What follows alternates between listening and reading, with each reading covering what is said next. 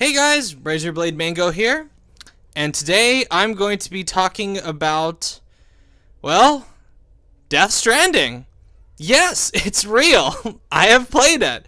I have beaten it. I have finished Death Stranding. That is something I can say out loud. And it's weird. It feels surreal to actually have this game in my possession. Like, I'm literally holding the steelbook case of it right now. And I can't believe that this is actually in my hand. I mean, this isn't like Kingdom Hearts 3 level surreal, but it is surreal because this is a game that, and I can remember like yesterday, I can remember when this was announced, like it was yesterday. I remember like me and three of my other friends, we were watching the E3 2016 PlayStation conference, and we were all huddling around my TV, just kind of our heads slowly kind of coming forward, just squinting at it and going, what the fuck is going on? Or that initial trailer was just, it was Kojima. It was weird. It was just, I didn't know what was going on, but I was fascinated by it. And ever since then, I've been rooting for this game, 100%. I have been very much looking forward to getting my hands on Death Stranding. Even back then when I had no idea what it was about, I was fascinated by the just super hyper level surreal and beautifully produced trailers that Kojima Productions has been like dropping like breadcrumbs for the last 3.5 years. All of the story bits and the lore bits that Kojima was putting out there in interviews just fascinated me.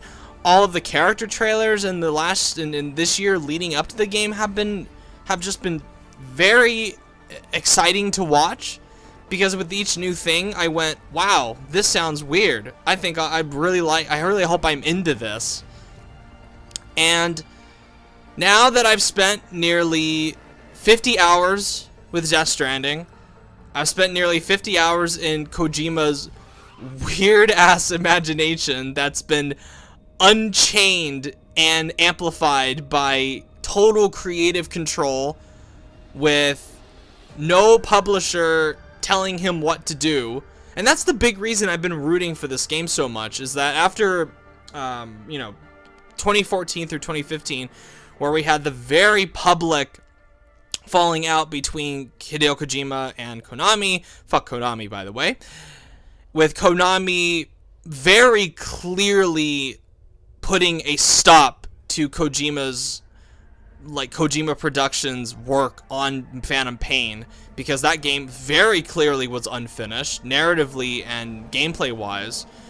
It was truly heartbreaking for me when Konami, in all their infinite fuckery bullshit ways, decided that it'd be a good idea to cancel Silent Hills, and not only that, but take it one step further and strip PlayStation Store of PT, one of the maybe my very favorite horror thing ever, my favorite horror game of all time maybe.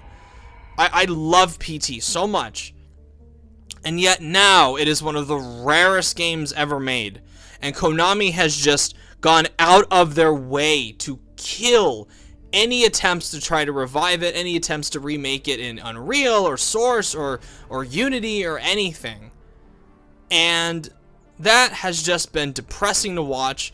I was really looking forward to Silent Hills because it was Kojima teaming up with Guillermo del Toro, who's a really good filmmaker, teaming up with fucking Junji Ito, fucking horror manga icon Junji Ito, for Silent Hill.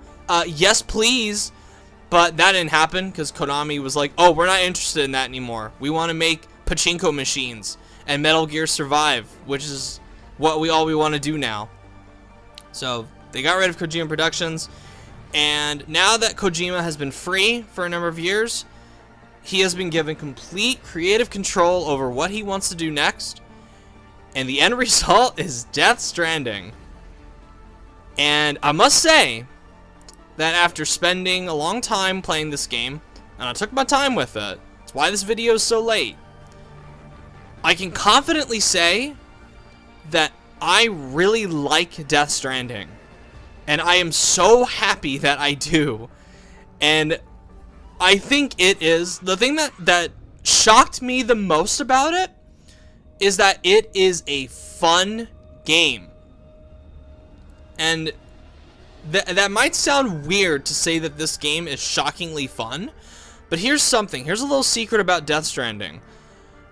To the moment it came out, I was never convinced that the game was actually going to be fun. I was convinced that it was going to be a visual masterpiece, which it is. It's got some of the best performance facial capture I've ever seen. It's got amazing vistas. It's got Kojima's signature, very cinematic, stylized cutscenes, very long cinematic cutscenes that I like so much from his past games. It doesn't have that weird one-shot guerrilla camera work thing that he did with Phantom Pain and Ground Zeroes, which, I mean, that was fine over there, but I didn't want that for Death Stranding. It's got some of the most beautiful, absolutely just knock your fucking socks off, surrealist, dark horror imagery I've ever seen in a video game. I was floored by some images in this game. They're better. Some images in this game are better than most movies I've seen. They are breathtaking, and I do not like using that word very often, but literally some of these images in the game, some of the moments took my fucking breath away. I was just blown away, and that's not easy to do for me anymore because I'm so desensitized to a lot of, like, you know, really pretty graphics. But Kojima's got that eye, and he still has it for really arresting imagery in his work. And was I convinced that the soundtrack was going to be good? Yes, I was, because it's got Ludwig Forssell behind it, and the bits of soundtrack that I've heard from the game so far have all been fantastic. The licensed music that's in it sets the scene very well in most cases, but I was never convinced that the game was going to be fun. Every time I saw a trailer or gameplay, especially that one at Tokyo Game Show, where he went on the 50-minute thing where it was all a lot of climbing and walking and pissing and all that shit, I thought, wow, that looks weird. But I'm still not convinced that the minute-to-minute gameplay is going to be fun or exciting or like just keep me going, keep me entertained. And that's what shocked me. This game is actually enjoyable to play. And the saddest thing about Death Stranding is that I can completely understand the viewpoint of people who absolutely fucking hate its guts. I understand that. Like, I've seen people that I highly respect from YouTube, like Dunkey and Jim Sterling. Like, they just did not like it. Dunkey in particular was very harsh towards it. And you know what? Honestly, I understand. I really do. Because in order to like this game, in order to get with this game's rhythm, the player has to be in a very specific mood and mindset when they're playing it. This is a game that is very slow.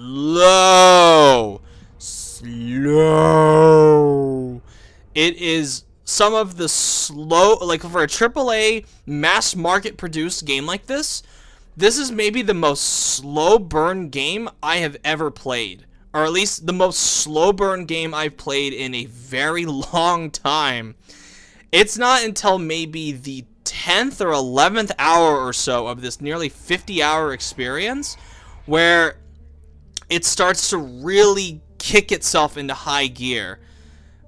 And those, like, the first 2 chapters of this game, they do require a lot of patience. They require a lot of like, you know, getting with the game's rhythm and all that. Because it's slow, and it does require you to kind of be in this, like, soothing, contemplative mindset for it. And even the strange part about that is I found all of that to be fun as well. Because I like slow-paced stuff like this. I'm not somebody that likes to just jump into a game immediately and have it just, like, immediately take off. Most of the time, like, if it's a game that I'm really looking forward to that I think is not very interesting, maybe story-wise, sure, the gameplay, fine, more gameplay the better.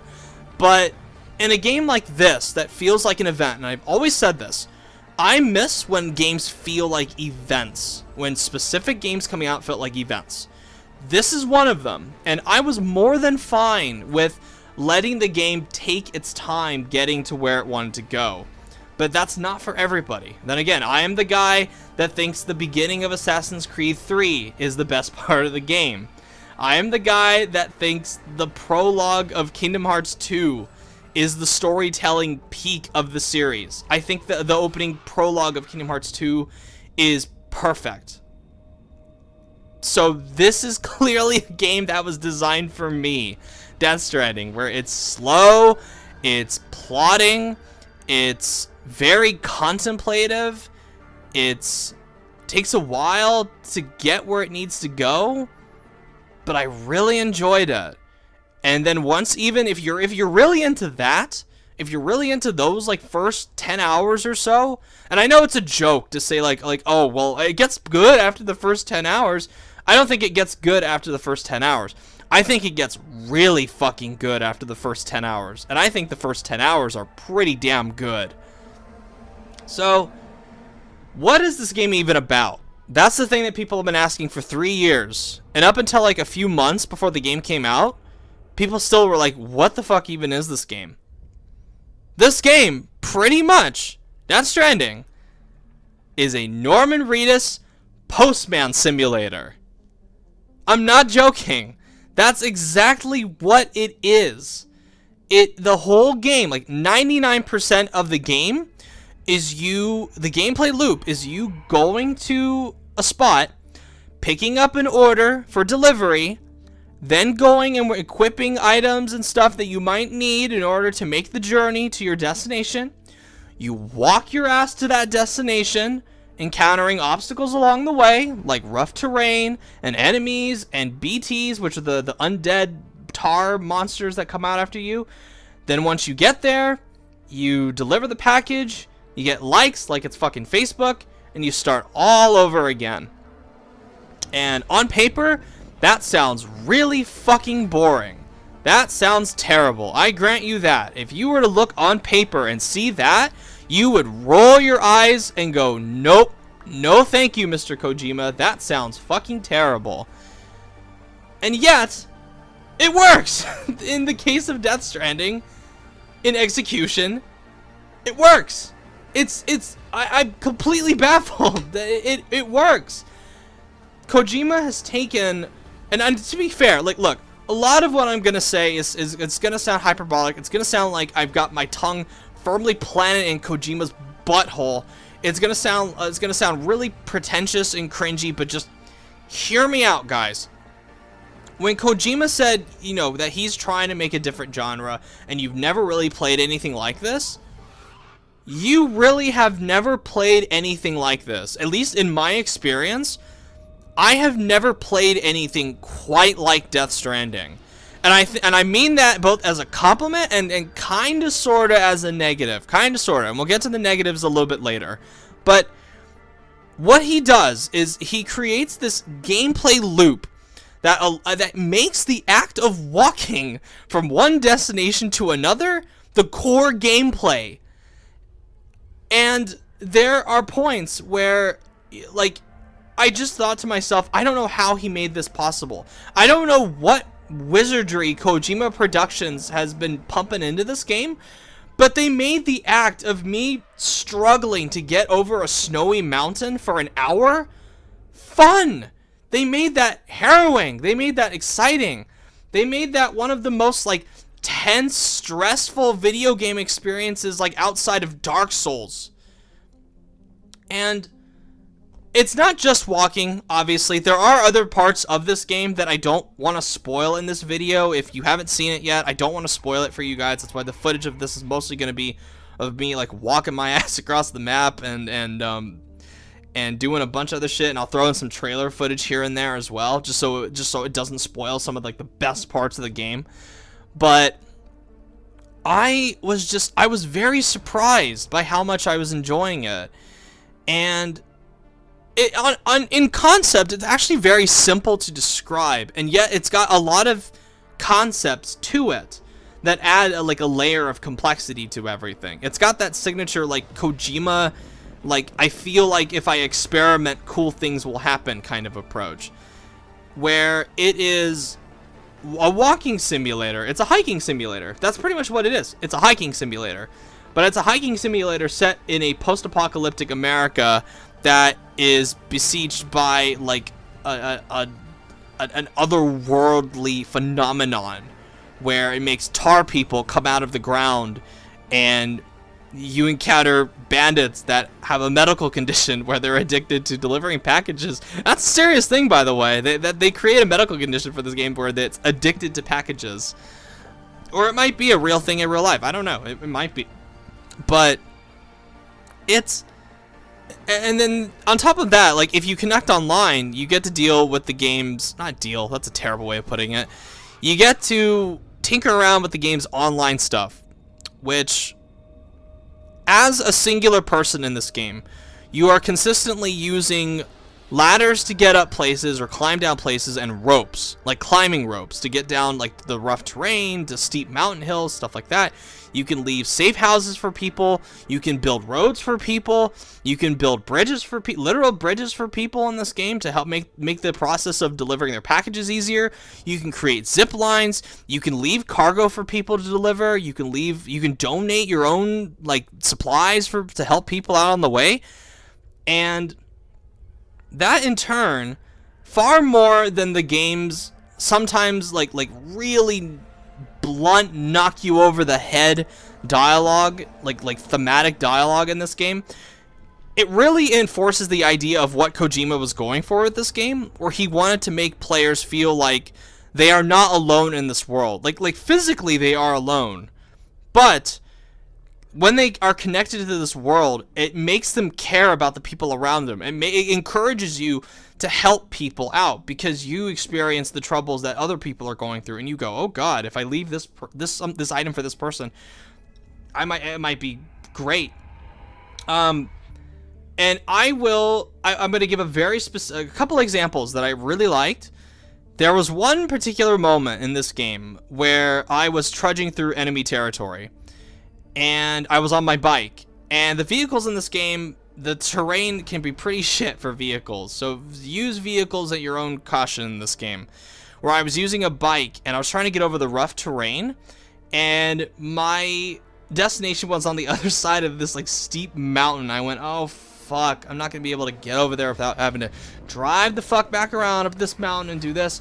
But then I turn around, and to my right, I see that a player has built a bridge. Not necessarily for me, but they built a bridge because, and it got me thinking like, wow, this person probably went through the experience that I did, where they looked and they went, oh shit, I'm not going to be able to cross it safely. I'm going to have to go back around and find another way to get over there. And this player realized, hey, maybe if I help people along the way, it'll be better for them. So that's what he did. Like he or she built this bridge, and I was able to get across it.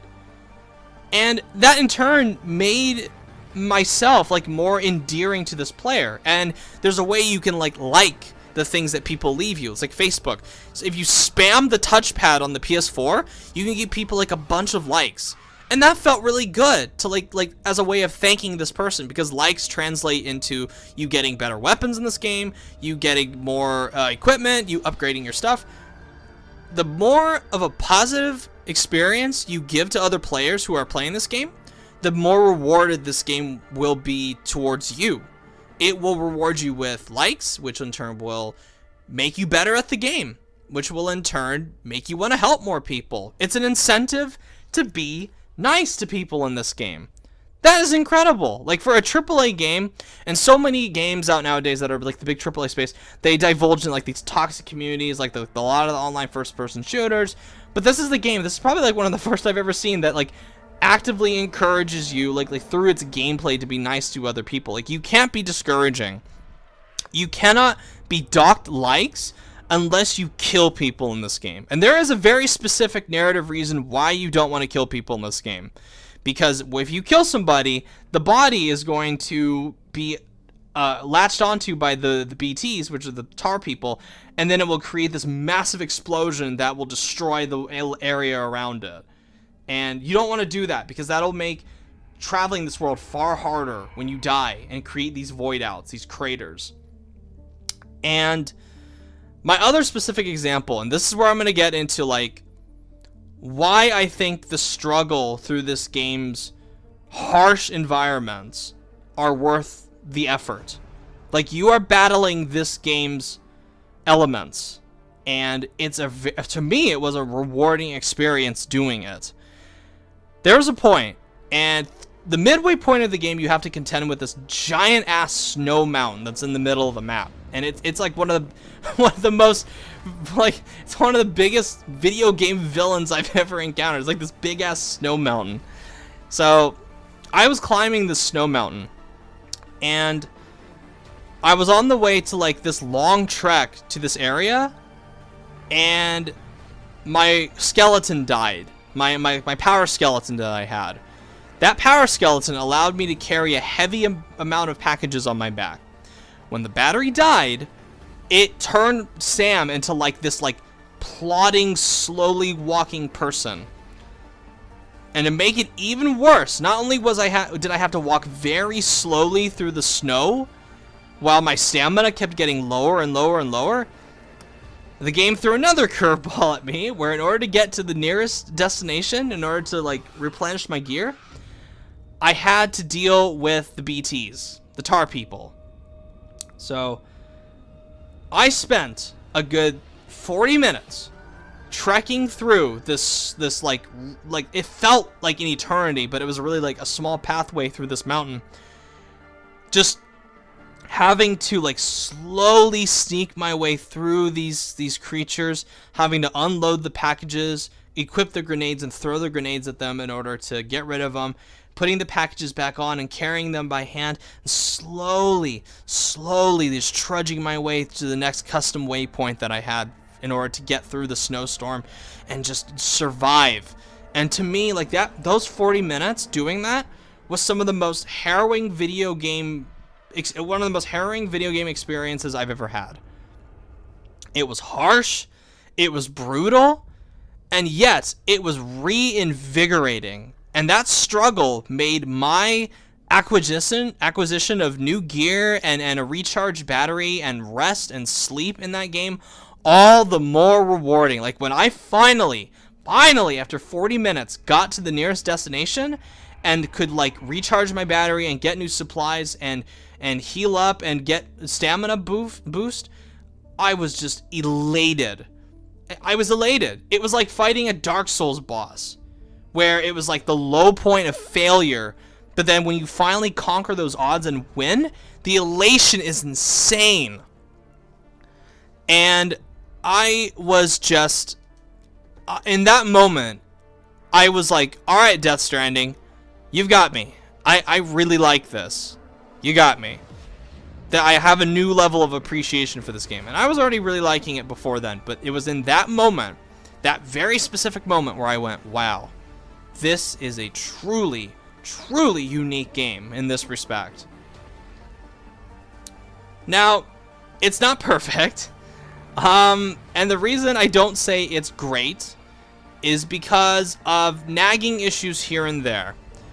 The biggest issue I can come up with is that the storytelling is not the greatest in some respects. I think the game is too long. It goes on, it plods on and on and on and on with its exposition dumps for way too long. It like some of its exposition dumps in this game outdo even the most ridiculous things I've seen in Kingdom Hearts. Like, there is literally a scene where it's like 30 minutes of an exposition dump. I literally, like, the PS4 controller kept turning off because of how long these cutscenes are. And these cutscenes are beautiful. Don't get me wrong. Cutscenes are great, well acted for the most part, gorgeously produced. But my god, the dialogue in this game can be fucking awful. It can be so awful. Because Kojima is not one for subtlety, at least in this game. Because he wants every 5 seconds to hammer home the message of, oh, hey, in order to rebuild America, we gotta connect people together. Oh, you didn't get that from the gameplay? You didn't get that from the online experience of the game? Oh, well, here you go. Here's a fucking 30-minute cutscene where I'm gonna explain that connections are everything and that people need to connect together in order to rebuild society. It's like, I get the fucking point. I really do, Kojima. Like, I like you. You're a cool guy. I get the fucking point, okay? Some characters I think are introduced a little bit too late. I would have liked to have seen more of Refn's character, Heartman. And I really like all these characters. I really like almost all these characters. Like, most of them are really interesting. Sam, like you say what you will about Norman Reedus, like you know, you might think he's boring, a charisma void, as I saw one of my followers on Twitter say. I liked him a lot in this game. I don't think he's worthy of this like Game Awards thing for the Game Awards nominee for best performance. Mads Mikkelsen, fantastic. He's always great and stuff, but he's fantastic here. Lea Seydoux, I like, even though she's unfortunately saddled with like really cringy dialogue at points. Margot Qualley, who I'm not like the biggest fan of, I thought she did a really good job. Whoever the voice actor is for Del Toro's character, I thought he was fantastic. And I'm not going to say it was Guillermo del Toro who did this performance. I'm sick to death of seeing it with people where they're like, oh, well, Refn did a really good job in this role. Oh, Guillermo del Toro did a really good job in this role. Oh, Lindsay Wagner did a really good job in this role. Okay, guys, like for Amelie, Deadman, and Heartman, they did. Nicholas Winding Refn did not do the voice, did not do the performance for Heartman. Guillermo del Toro did not do the performance for Deadman, and Lindsay Wagner did not do the performance for Amelie. Okay, there are other voice actors that do those performances. They're the ones with the facial capture on, that are just wearing the skin of a famous person. Okay, like stop saying Guillermo del Toro did a really good job in this game. He wasn't in it. Physically, yes, someone's wearing his skin. Stop saying they did a great performance. It's not them, it's the voice actors. They did a really good job. Name them, please. And I was just surprised, for the most part, that even for as long as it went on, I never got bored.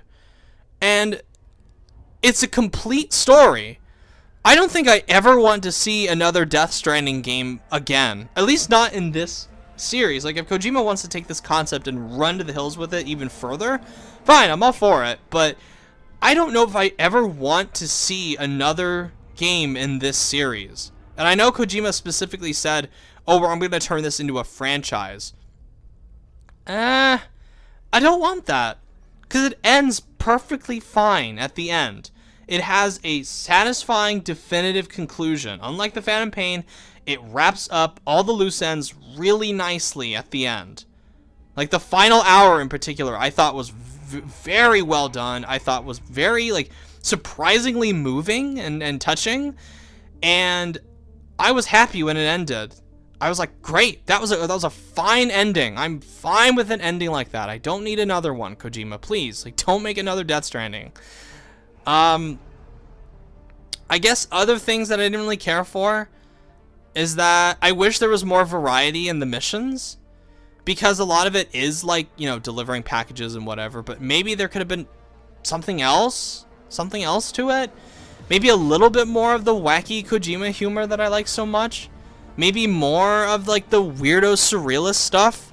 Like more? I guess I'm just asking for more. Like less package delivering and more of like the weirdo surrealist stuff, that the set pieces that happen in this game. Like more stuff like that I would have loved. Like if they had taken this game and like made a game out of like all the levels that comprise like with the Mads Mikkelsen character, I would have like this would be like game of the year for me.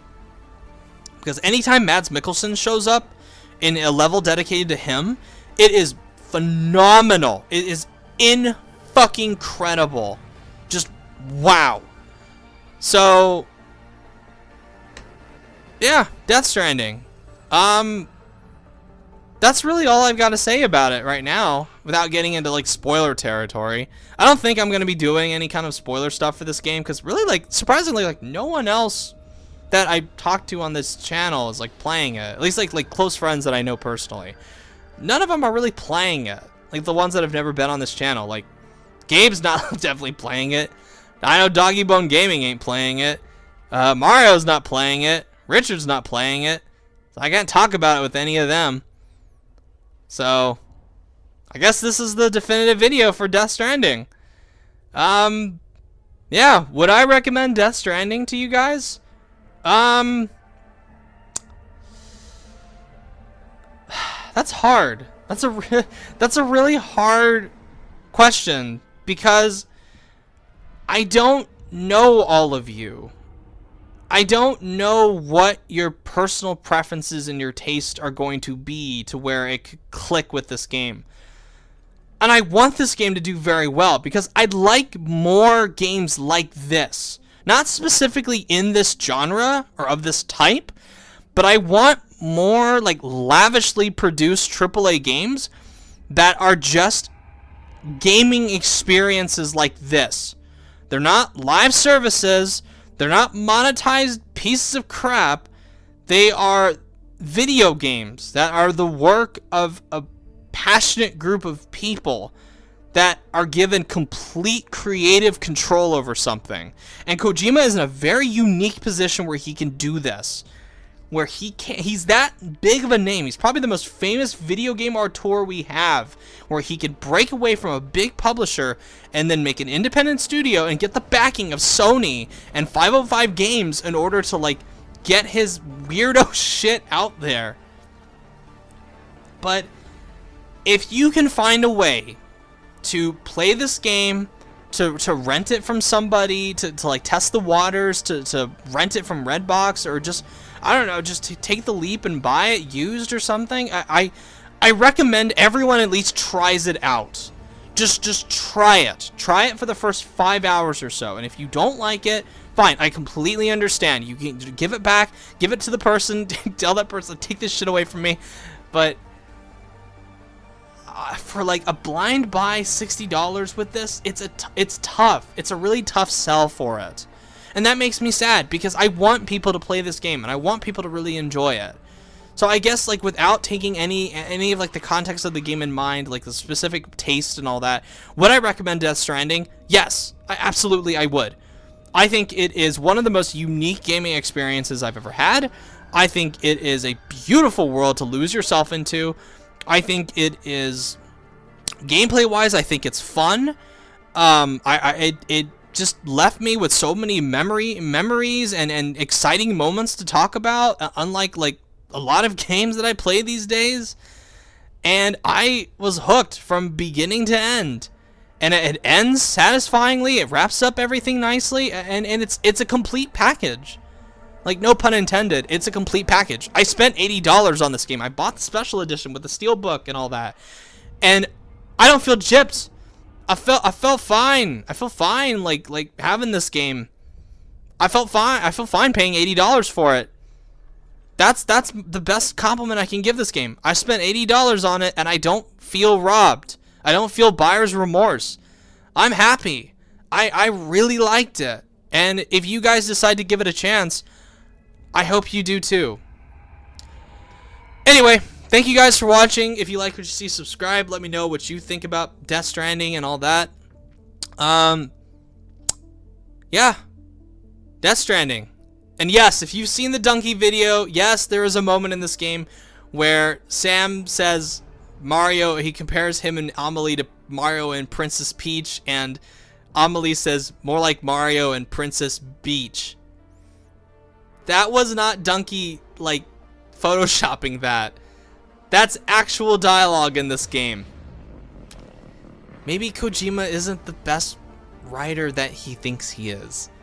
I think he's cool and all, but sometimes his dialogue is fucking terrible. Alrighty, guys. Thank you so much for watching, and I will see you guys next time. Bye.